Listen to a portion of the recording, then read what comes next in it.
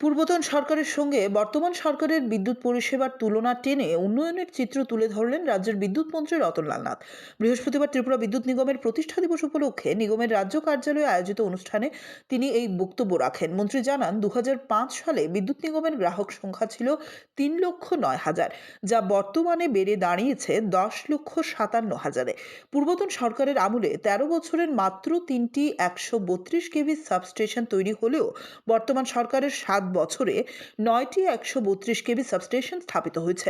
পাশাপাশি পূর্বতন সরকারের সময়ে 13 বছরের 132 কেভি বিদ্যুৎ লাইন নির্মিত হয়েছিল 98 কিলোমিটার, আর বর্তমান সরকারের আমলে 7 বছরে তা বেড়ে হয়েছে 501 কিলোমিটার। মন্ত্রী রতনলাল নাথ বলেন, বিদ্যুৎ হচ্ছে উন্নয়নের মূল চাবিকাঠি। বিদ্যুৎ নিগমের কাজ এখন আর শুধু খুঁটি ও তারের মধ্যে সীমাবদ্ধ নয়, বরং সামগ্রিক উন্নয়নের সঙ্গে ওতপ্রোতভাবে জড়িত। তিনি নিগমের কর্মী থেকে শুরু করে আধিকারিক সবার কাজের ভূয়সী প্রশংসা করেন। তিনি আরও জানান, ত্রিপুরা বিদ্যুৎ নিগমের কার্যক্রম শুরু হয় 2005 সালে, যদিও নিগমের প্রতিষ্ঠা হয়েছিল 2004 সালে। উল্লেখযোগ্যভাবে রাজ্যে প্রথম বিদ্যুৎ পরিষেবা চালু হয় 1937 সালে। তখন ডিজেল ইঞ্জিনের মাধ্যমে বিদ্যুৎ সরবরাহ করা হতো।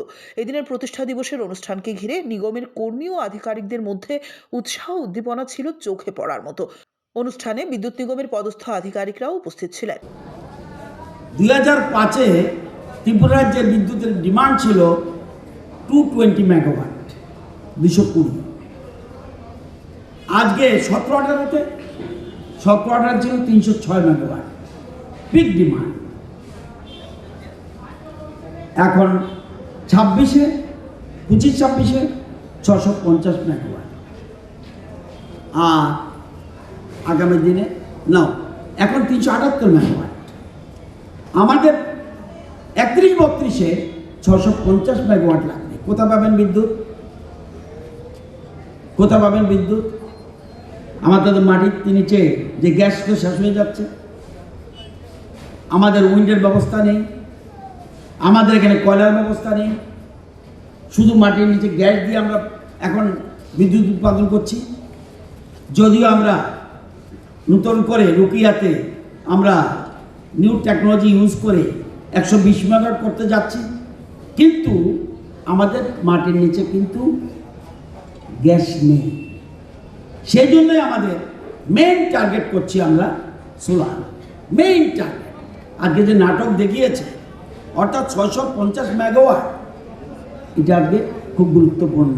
তাহলে আর কিছুদিন পরে 31-32 চলে আসবে। তাহলে এখন থেকে আমাদের ভাবতে হবে, ওই যখন আসবে তখন না, এখন থেকে প্রিপারেশান নিতে হবে। তো আমরা এই জন্য জানেন যে 120 মেগাওয়াট কম্বাইন্ড সাইকেলের মাধ্যমে আমরা এটা অলরেডি কাজ শুরু হয়ে গেছে, এটা আমাদের চলছে। আমরা গোমতী হাইড্রো ইলেকট্রিক প্ল্যান্ট, যেটা গত বর্ষাতে নষ্ট হয়ে গেছিল, এটা 15 মেগাওয়াট করার জন্য 2 বছরের মধ্যে আমরা এটা চিন্তা করছি। 84 megawatt combined cycle gas thermal, যেটা আমরা 3 ইয়ার্সে প্ল্যানিং নিচ্ছি আমরা বড়মুড়াতে এটা করার জন্য।